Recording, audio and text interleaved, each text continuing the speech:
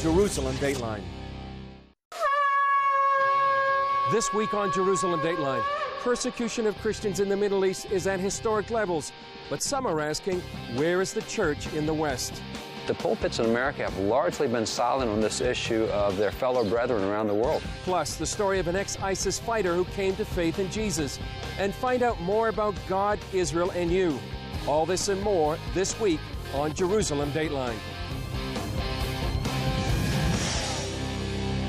Hello and welcome to this edition of Jerusalem Dateline. I'm Chris Mitchell. We're coming to this week from just outside the Jaffa Gate here at the walls of the Old City. As ISIS continues its genocide against Middle East Christians, reports of crucifixions are on the rise. But some religious leaders are wondering when the church in the West will step up and speak out about this historic persecution. From world leaders to authors on the front lines to Christian humanitarians, the alarm is going out over the plight of Christians in countries besieged by ISIS. Daesh is responsible for genocide against groups in areas under its control, including Yazidis, Christians, and Shia Muslims. We're hearing of more and more crucifixions. We're hearing of young boys being killed. We're witnessing a once in a 2,000-year crisis, and it's not an exaggeration to say that we could see the elimination of Christianity in the place of its birth. Even though the church in the Middle East is suffering genocide, some say the church in the West could do more to stand with their fellow believers. Christian activist Johnny Moore has been working with big names such as Mark Burnett and Roma Downey to bring attention to this tragedy. But we're blind again, just like we were blind at the Holocaust, just like we were blind at the Rwanda genocide, the Bosnian genocide, the Armenian genocide. We're not learning. But what's even more sort of shameful and despicable about this is we are the strongest religious community in the world as Christians. And the church isn't even speaking up in the way it could. Some believe the lack of action in the American church lies in the pulpit, not the pews. The pulpits in America have largely been silent on this issue of their fellow brethren around the world. Historian David Barton collaborated with pollster George Barna on a nationwide survey of Christian conservatives. They asked pastors and parishioners about 22 specific issues. Results showed parishioners put religious persecution as their number 2 area of special interest. 86% wanted more information on the issue. The same subject, however, didn't even register with their pastors as a topic to address with congregations. So you've got 86% of American Christians saying we need to hear about this, we've got to be informed on it, and pastors saying, don't think I want to talk about that. So there's this real dichotomy right now on persecution in American churches, at least addressing the subject. And certainly if you start addressing the subject, then you're more likely to do something about it. And that's really what Christians in the Middle East need, is they need outside help. They can't save themselves. It's going to take outside help. People like this Christian woman need that help. As ISIS plowed across Iraq, she and her family fled their Christian village of Karakosh. Until now, we can't even imagine this happening to us.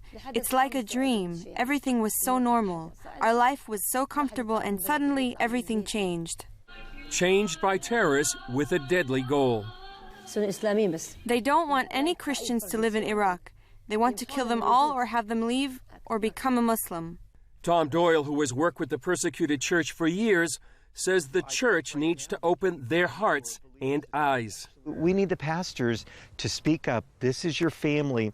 And I know what it's like to be a pastor because I did that for 20 years, and so many times you're so consumed with the things within your four walls. But we're connected around the world. We are completely connected, and this is family. They may worship a little different from us. They may look different. They may speak a different language, but they love Jesus with their whole heart.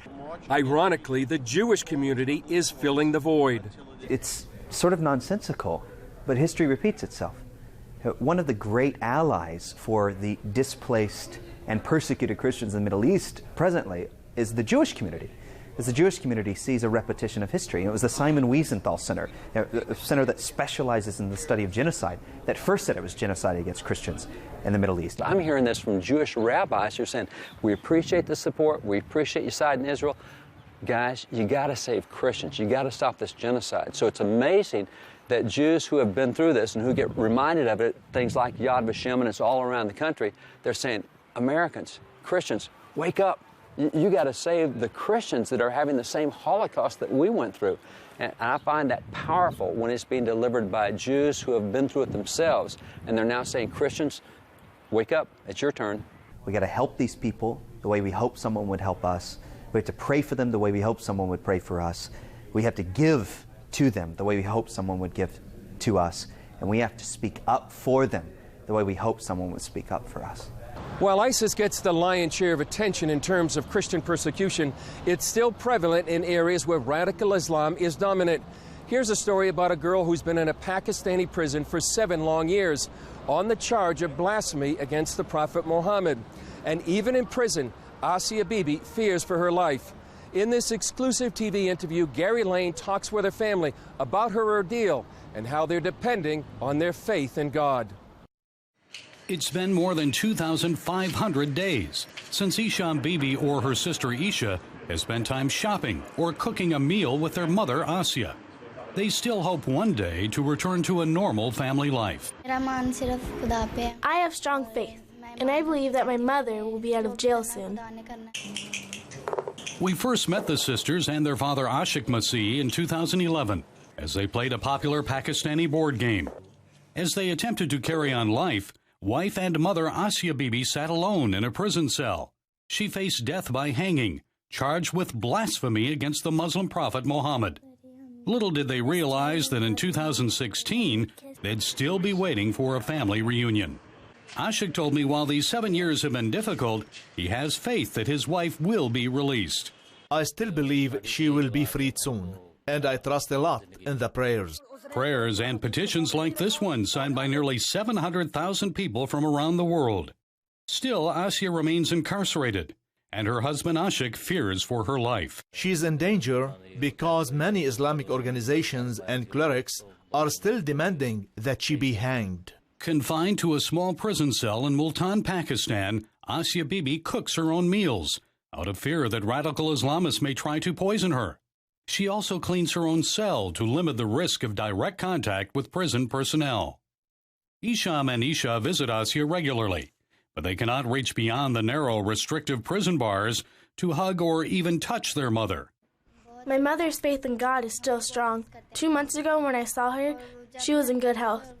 She told me that we must pray, and I told my mother that she must pray as well. Prayer is very important to us. Islamic extremists have also threatened their family, forcing them to change their housing. That makes it difficult for the girls to socialize and maintain lasting relationships. It is very hard to move from place to place. It has a very bad effect on our lives. So far, attempts to win Asia's release have been thwarted. About a year ago, the nation's highest court questioned the evidence against her and overturned her death sentence. The court ordered a reinvestigation, but further action has been delayed. That's because of the arrest and hanging death of assassin Mumtaz Qadri. The radical Islamists gunned down Punjab Governor Salman Taseer, who called for Pakistan's blasphemy law to be abolished after visiting Asia in prison. Islamists packed the streets after the government finally executed Qadri under the country's anti-terrorism laws. Wilson Chowdhury heads the group British Pakistani Christians. There was a huge backlash. There was protests across the country. There was a mass camp outside government buildings in Islamabad where people refused to move until the government cancelled all the proposed reforms for change of the blasphemy laws of Pakistan, and they called for the immediate death sentence, the killing of Asia Bibi under her death sentence. Pakistani legal expert Joseph Francis says it's very easy to accuse someone of blasphemy here, and cases have increased every year since 9/11. In Pakistan, no justice, because the court is very biased. Either biased against the country's tiny Christian minority or intimidated by extremists, says Chowdhury. I don't think there's anyone brave enough to release Asia Bibi. What judge is going to be brave enough to say, Asia, you can go free, knowing that that would mean a potential death sentence for him? How about an amendment to the blasphemy law? What are the chances of that passing? All Pakistani government, previously and present, this is not possible, change this law. Present government have, I don't believe, because maybe in some government coming to the next time. In the meantime, more Christians like Asia Bibi will face false accusations of blasphemy. and the likelihood of wasting away in prison. And more daughters, like Isha and Isham, will grow up without their mother's loving embrace. I'm always praying that God will release my mother from jail so our family can be reunited and she can live a peaceful life. American young people, please keep praying for me, my family, and mother, that God will help us resume our family life. Gary Lane, CBN News, Lahore, Pakistan. Up next, hear the story of a former ISIS member and what turned his life around. As I mentioned, we're coming to you from just outside the Jaffa Gate, here in the walls of the old city. They call it the Jaffa Gate because it leads to the port of Jaffa. And if you went there and set sail, you're not too far from the shores of Europe. Right now, that continent is facing unprecedented threat from ISIS infiltrations. Not too long ago, I sat down with a pastor outside Vienna, Austria, and we talked with an ex-ISIS member. And with his help by phone call, we went inside the terrorist organization. Several years ago, Pastor Ghassan Thomas escaped Baghdad when Islamists threatened him and his family. He went to Turkey and started a church that reached out to other refugees. And I go everywhere because I was a refugee, and I can put myself in their shoes and understand them. One day, ISIS sent a spy into Pastor Thomas's church. While this led to a life-changing decision for the spy, it also led to an opportunity for Pastor Thomas to learn more about the terror group. Thomas set up a phone call for CBN News with this man we'll call Mohammed. For his safety, we won't disclose his true identity or location.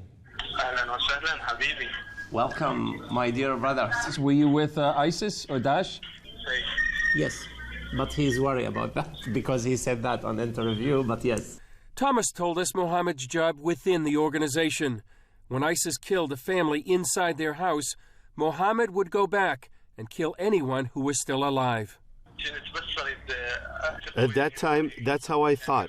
I thought of killing. I thought of doing many bloody things just to be close to my Allah. He says this bloodlust motivates ISIS.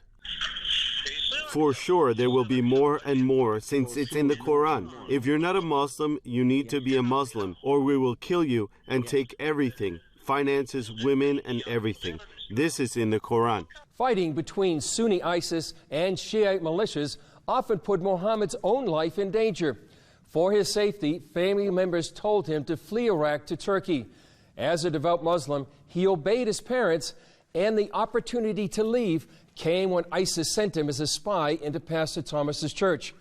But Mohammed had his own questions about Jesus. I saw the people, how they welcomed me, and they didn't even know me. I hated those people, and they showed me love. They prayed for Mohammed, and it changed his life. When they prayed for me, I started to cry like a child, and I felt like something very heavy was coming out of my body. At the end of the service, I went home, and it seemed like someone was walking with me, talking to me. I felt like I wasn't on the earth. I felt like I was flying, like someone was carrying me. Then Mohammed read the Bible and compared it to the Quran. I went there and discovered that the God that I want is the God Jesus Christ. He is the right God. Pastor Thomas says Mohammed's change of heart means the church in Europe needs more workers. For this reason, we need some people come and serve God here in Europe with the refugees, just to wake them up, to be against what ISIS do. This former ISIS member expects more attacks like Brussels and delivered a warning for Europe. Do you think there's a great danger to Europe right now? For sure. It's a huge thing. They should wake up. Coming up, hear why millennials need to know more about Israel and why they may not be getting the full story. The story of Israel is one of the most miraculous in modern times, yet it's also one of the most controversial, especially for millennials. Recently, I talked with author Michael Onifer, who addressed the Israeli-Palestinian conflict in his new book called God, Israel, and You. Michael, you've written a book, God, Israel, and You. Why'd you write it? Well, I spent the last 10 years cultivating a message on Israel to young people, to millennials, and an opportunity presented itself for me to put that in book format, and the result of it is God, Israel, and You. And what's the main message you're trying to communicate through the book? The main message is that Israel isn't about Israel. that Israel's about God, that understanding Israel and the Jewish people and what's happening here in this land today and in this region ultimately has to do with the knowledge of God and our personal, intimate relationship with Jesus. And why so important to reach millennials? What's happening among them right now? Well, what we're seeing is that when millennials hear a message on Israel that they can connect with, they get it. Because God set a plan in motion. God has a redemptive plan, and we exist within redemptive history. And what kind of response have you got from millennials who have read your book or seen? Well, two of the elements that are within the book that I've seen the strongest response from both have to do with the Arab world. So the Arab world at large and the Palestinian community, because the book deals with that issue directly, and it fully displays the heart that I have for the Palestinians, and it addresses what's happening, and it helps young Christians deal with this issue from a perspective of biblical and historical context. The other thing that it does is it takes the Arab people and it puts them within their redemptive purpose. A lot of times you have people that have a challenge with certain leaders in the body of Christ that speak about the Arab community as if they're cursed. And that's not God's heart. And this book talks about that. That's a pretty big narrative right now, I guess a pretty big issue among millennials, this whole Arab-Israeli Palestinian conflict. And what specifics how do you address that? If we're going to look at this in the context of an all-knowing, almighty God, creator of the universe, we also have to take into account that there are spiritual dynamics at play. And so it invites believers to critically think about the spiritual dynamics that are at work so they can do what can be a hard job, a difficult job of separating an individual from an ideology. So when I go to the checkout counter at Walmart and there's a young woman there in a hijab, what is my heart towards that individual? And what is my understanding of Islam? And being able to understand that there's a difference and we need to be able to appreciate both. You talked about the redemptive purpose for the Arab people. What is that? When I see the world, I see, because of God's redemptive plan, because of the covenants that He has in the Bible, there are two people groups in the earth that I feel are the most important to God's plan, and that's the Jewish people, and because of the Jewish people, the Palestinians and the Arabs. And the way that they relate to each other adds significance to them, but I believe their purpose is the same purpose that you and I have, is to know Jesus and to identify with Jesus and His kingdom more than we identify with any personal or political narrative. What impact do you hope the book would have? I hope that it takes that first simple yet profound step of helping a believer understand that Israel and the Jewish people has to do with the heart of Jesus, that this is not a peripheral issue, but God in His wisdom has bound His plans and His redemptive purposes to this land and to the Jewish people, and that they will begin to submit their ideas for what is effective ministry and what their purposes in God's economy looks like to His, that they will prioritize their lives according to the priorities that God reveals in the Bible, especially as it relates to Israel and the Jewish people. I can remember many years ago, Michael, being right around here, not too far from here, with Derek Prince, the Bible teacher from many years ago, and one of the first questions I asked him was, Derek, why support Israel? And he said, well, because God supports Israel. And would you say that's a similar message? What Derek Prince said is something that I believe wholeheartedly. And he said, if you don't understand Israel, you can't understand the Bible. And if we're misunderstanding the Bible, we're misunderstanding God. And so Israel could very well make the difference between Western believers worshiping a Western conception of Jesus versus the biblical Jesus. Up next, see the touching story of how a couple who survived the Holocaust got a helping hand. The story of modern Israel and the Holocaust are linked together. Many survivors came here to Israel and helped build a nation. But many of those survivors are elderly now, and life can be hard. That's why when CBN found out that Michael and Vera Stolyar's appliances began breaking, they stepped in to help. Michael and Vera have been married for more than 60 years. During that time, they've helped each other cope with painful memories of the Holocaust. The sounds of the bombs were terrifying. We escaped Ukraine to Tajikistan. The rest of my family that could not leave were killed with the other Jews. Their bodies all dumped in a giant pit. I was 10 years old when the Nazis began bombing my village in Moldova, and I thought the world was coming to an end. While Vera and her family helped care for Soviet soldiers in Tajikistan, Michael and his family endured a 3-month death march to a ghetto in Ukraine. Each evening I lost family. I can still see them, but losing my father hurt the most. I miss him. Michael and Vera both have their families' names in the Yad Vashem Holocaust Museum in Jerusalem. They met in Ukraine after the war and moved to Hadera, Israel in 1995. Michael worked as a street cleaner until he was in his 70s. Their children can't afford to help them, so they struggle just to buy food. We lived paycheck to paycheck and never could save much money. I cooked our food on the same electric hot plate for years.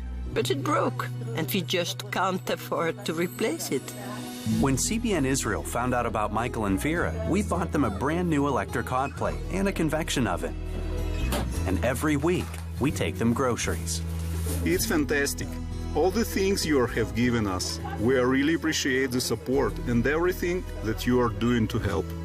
We are so very grateful. We are not used to people giving us things. We are very appreciative. For each item, we have everything we could possibly need. Thank you. That is a touching story. Well, that's it for this edition of Jerusalem Dateline. Thanks for joining us. Remember, you can follow us on Facebook, Twitter, and Instagram. I'm Chris Mitchell. We'll see you next time on Jerusalem Dateline.